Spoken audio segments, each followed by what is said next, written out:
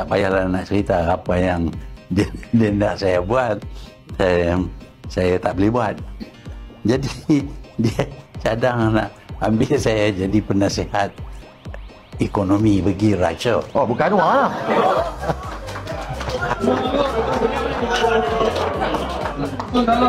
Anwar, bukan Anwar Ibrahim betul? Ha? Anwar kata dia. Ha. Dia kata. Betul.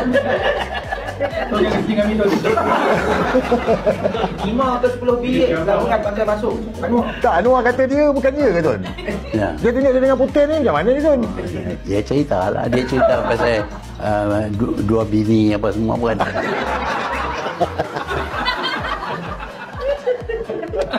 Tapi bagi Anwar, dia jumpa dengan orang pelaburan berapa bilion.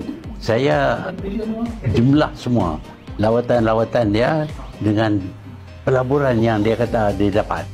Jumlah 680 bilion ringgit. Kita tengok keliling ni penuh dengan kilang lah. Mana dia? 680 bilion. Oh, Australia menyanyi, Indonesia menyanyi, Amerika menyanyi. Semuanya bukan banyak pelaburan.